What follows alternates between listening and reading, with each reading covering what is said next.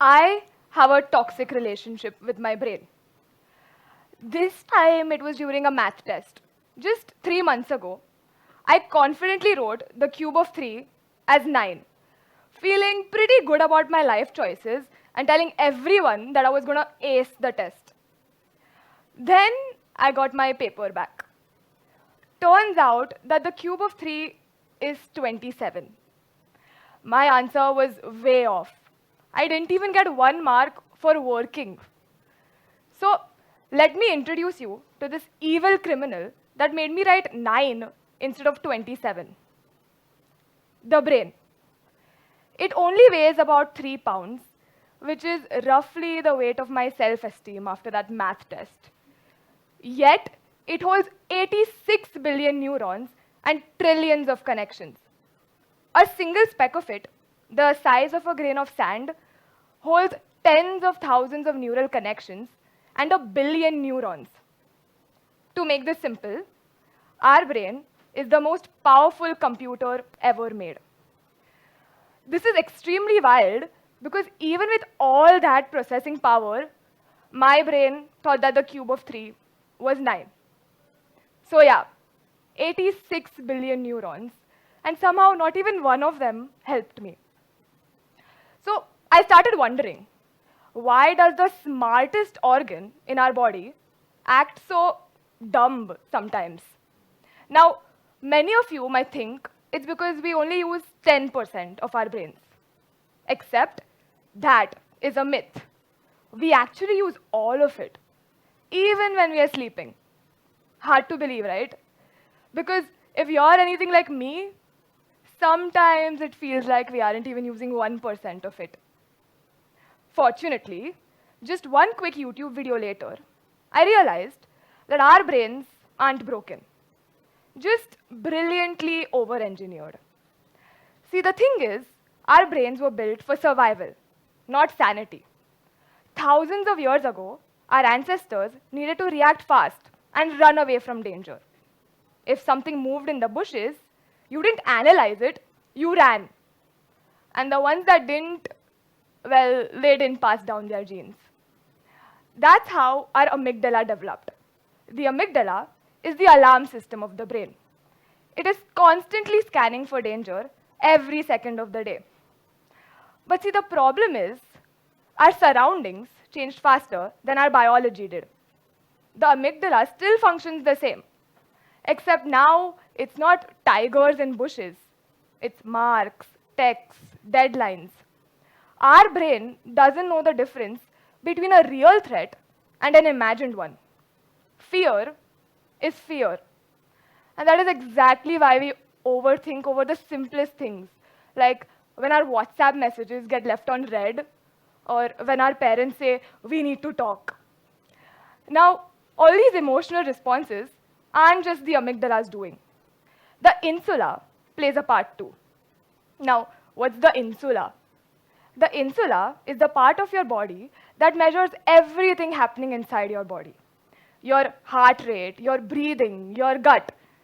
Every time you feel that tightness in your chest or that drop in your stomach, like when you're on a roller coaster, it's just your insula telling your amygdala, bro, something feels wrong.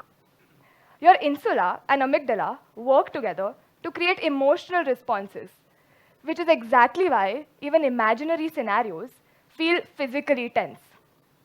Now, ideally, the prefrontal cortex, which is the part of the brain responsible for logic, rational thinking, and decision making, is supposed to be our knight in shining armor and neutralize these emotional responses. But the truth is, the prefrontal cortex is slower. It takes more energy to think rationally than to just react emotionally. Picture it like this. The prefrontal cortex is that version of you sitting to binge your favorite series, knowing very well you have an assignment due tomorrow. But you would rather just watch TV because it's easier. Now, our bodies and brains, by design, love to conserve energy. They're constantly looking for shortcuts, reusing familiar thought patterns, and defaulting to emotion just because it's faster and cheaper. So even though your rational brain knows you're safe, your emotional brain might still hit the alarm. But the good news is, you can learn to snooze the alarm.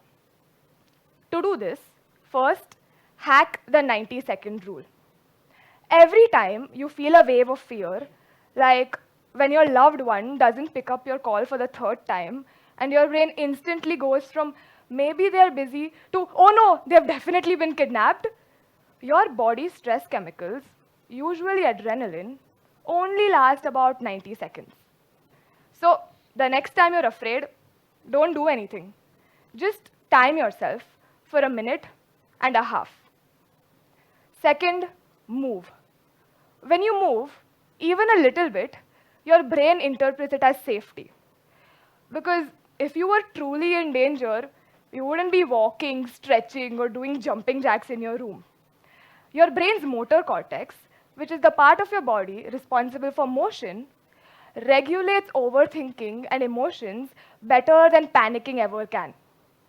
So the next time you're overthinking, jumping jacks.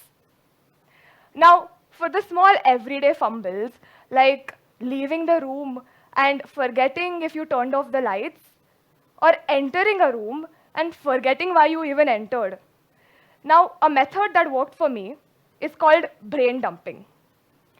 So in the 10th grade, I started maintaining a mistakes book. Every time I made an error or the classic silly errors that made me lose my marks, I noted it down. Now, before my exams, I referred to my mistakes instead of just skimming through the notes. This change isn't very deep or dramatic, but it definitely takes the pressure off your brain to remember everything at once. Now, all of these techniques work because our brains aren't static. They're adaptable. Thanks to something known as neurogenesis, our neural connections are constantly rewiring themselves. Every new thought strengthens a pathway till it becomes the default mechanism. This way, you don't stop overthinking, you reshape it. You don't stop anxiety, you learn to pause between the thought and the real story. Because at the end of the day, all fear is imaginary. So yeah, my brain still has beef with me.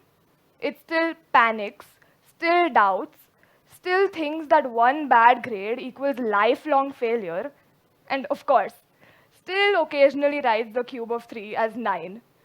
But now, I understand that beef. It's not hate, it's history. The beautiful thing about the brain is that it can unlearn and relearn. The same neurons that once learned fear can learn safety too. One pause, one jumping jack, and one entry in your mistakes book at a time.